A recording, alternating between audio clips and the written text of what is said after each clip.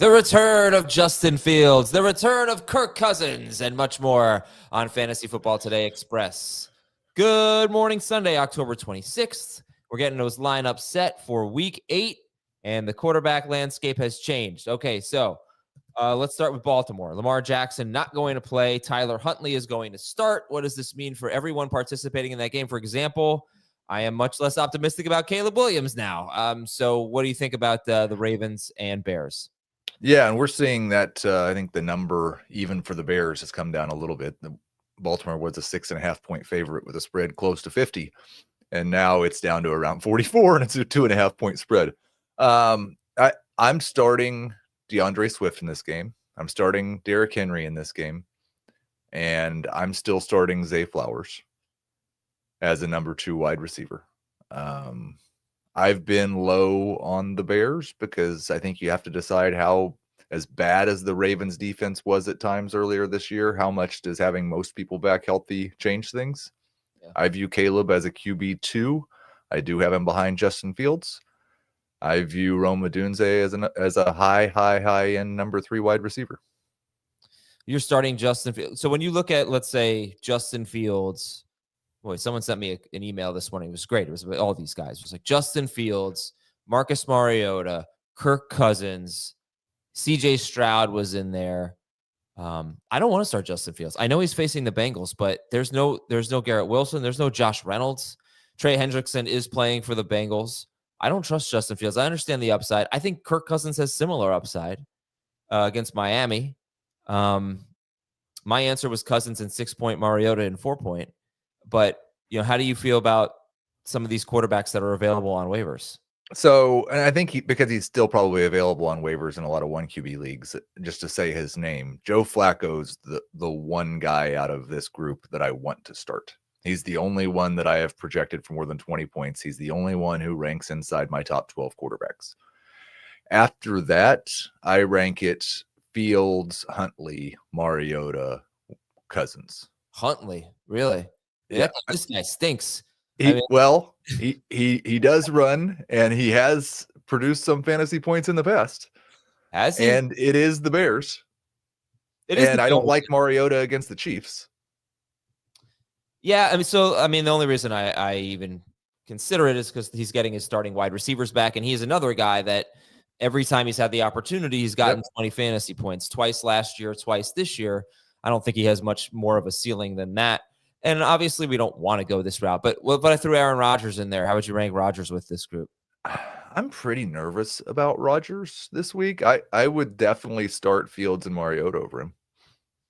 I feel bad about what I said about Tyler Huntley. He runs a lot. He doesn't throw much. And when you're talking about Zay Flowers, you take a look at 5 games that Tyler Huntley started last year. One of the games he left early. I honestly don't remember if that was an injury or being benched because he had thrown for 87 yards in like 3 quarters.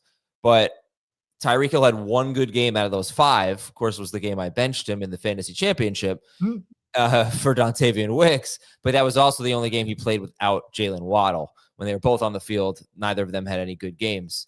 Flowers doesn't really have any competition. I'm sorry if you said this. Where's Flowers in your rankings? He is a wide receiver 2.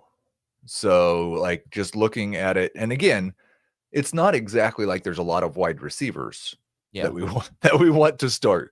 I would start Devontae Smith without AJ Brown over him. The one I kind of am going back and forth with is DK Metcalf, because Calvin Austin back is going to drive that target share down a little bit, and the Packers defense is very good. So I've got him at 15 right now. For Zay Flowers. Wow. Okay. So Jalen Waddle's kind of been the guy we've talked about as the wide receiver boogeyman this week. We're very nervous about him. I guess you'd start Flowers over Waddle. I've got Waddle at 20. So yeah, I would. Now, the good thing today, Heath, is that a lot of the guys who are questionable that we don't necessarily know if they're going to play, they play at 1:00. So you should be able to make any roster adjustments. One of those guys is Drake London. And obviously Kirk Cousins would take a big downgrade if London didn't play. He's questionable. He practiced in full for Wednesday and Thursday and then was downgraded to limited on Friday. I did see a report. What's that? Go ahead. No, I saw a report that he was expected to play, but I think that was before he was downgraded to limited. I don't know. So we don't know with London. I just get really nervous about these guys who are downgraded in the middle of the week. Obviously, if London plays, you have to start him. Yeah. If for some reason London was out, Darnell Mooney would become someone that probably goes into that top 24 range. I think it's tough to know. Cousins at times looked okay last year, but he also hasn't been playing real football for a long time, and he's an older guy. And so I'm probably a little more skeptical of how good he's going to be. Yeah, I mean, Kirk Cousins, I think if he had even an average matchup, we'd probably shy away from him. It's the Dolphins that entice you. Kirk Cousins made 14 starts last year. He had 2 enormous games, both against the Buccaneers, one in which he threw, I think, 59 passes. And then he had 2 games in the low 20s in fantasy points and 6-point per passing touchdown leagues.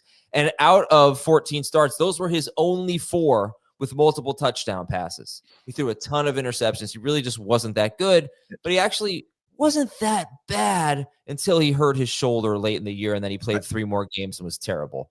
I think a big difference is we think that their defense has been really good this year, and the Dolphins' offense Dolphins have been awful offensively. Like, I don't know that he throws more than 25 passes. And the Dolphins' run defense is the one that Rico Dowdle ran for 200 yards against, and Quinshon Judkins and ran for 3 touchdowns again. That's what they do. Dolphins see the second fewest pass attempts per game. All right, we're going to take a break. We have a few more headlines for you. We'll talk about Monday Night Football, Packers wide receivers, Texans wide receivers, Giants wide receivers, Dalton Kincaid, and more. All right, we're back here. So we'll fire through these here because those quarterbacks, that was really the big story. Mac Jones going to start again. Ricky Pearsall's out. So real quick, your thoughts. Tough matchup for the 49ers at Houston. Yeah, I don't really want to start Kendrick Bourne, even more than I don't want to start the other 20 guys that are ranked ahead of him. I think he's my wide receiver 31.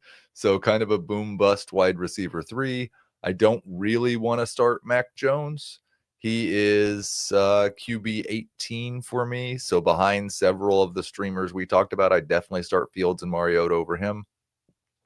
Okay, and it's tight ends day. Start Kittle. Start Kittle. Let's see. Kareem Hunt expected to play. So if you're planning to start Isaiah Pacheco, that puts a little bit of a damper on that. AJ Brown is out, hopefully back after the bye, not guaranteed to be back after the bye. Giants are likely without 2 starting defensive backs. 2 games without AJ Brown last year.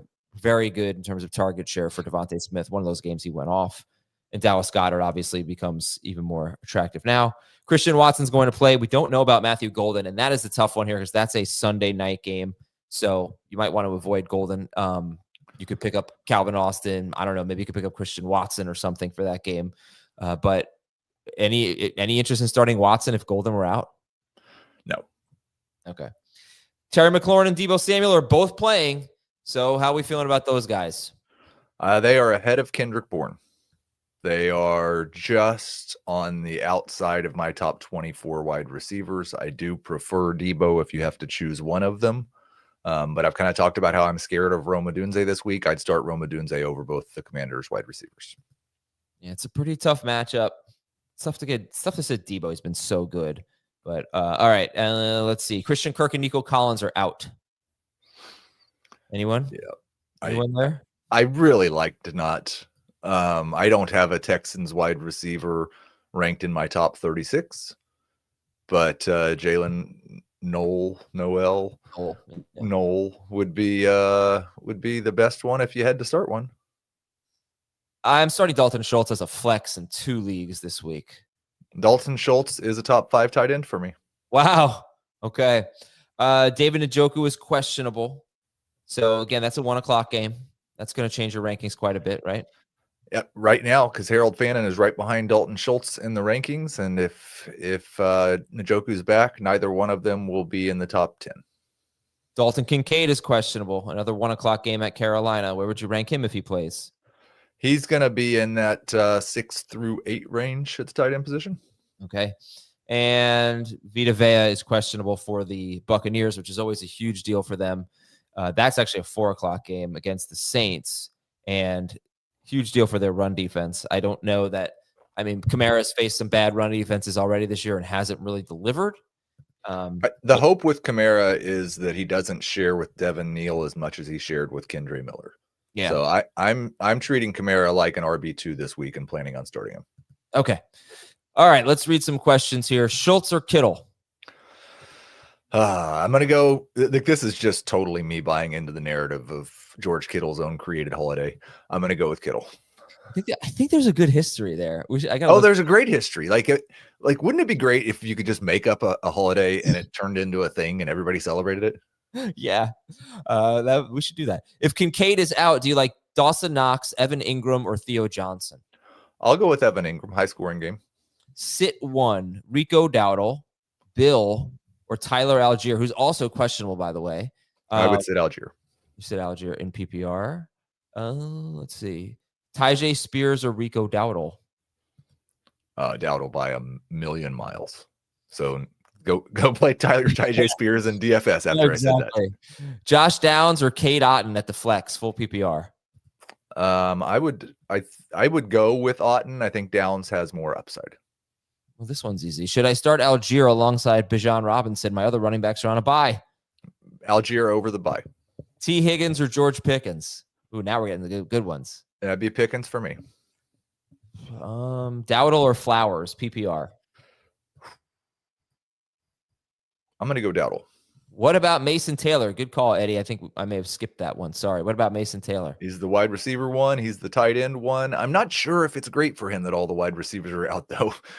He is currently tight end 12. If Njoku's back, I would start Taylor over both Njoku and Fannin. I've got him ahead of Ertz, ahead of Ingram, ahead of Henry, but the back end of the rankings. It is the best matchup you can find. We're going to start Drake May over Caleb Williams, and we'll do this one. Zay Flowers, Josh Dobbs, or Ja'Cory Krosky-Merritt in PPR? I think that's Romeo Dobbs. Yes. Okay. I would go with Flowers. Okay. Thanks, everybody. A lot of backup quarterbacks starting today, but I don't think that's one of them. Josh Dobbs. No, not yet. Thanks for watching, everyone. We'll talk to you at 11 a.m. Eastern for a 2-hour edition of Fantasy Football Today to answer your starter sit questions at youtube.com/fantasyfootballtoday. See ya.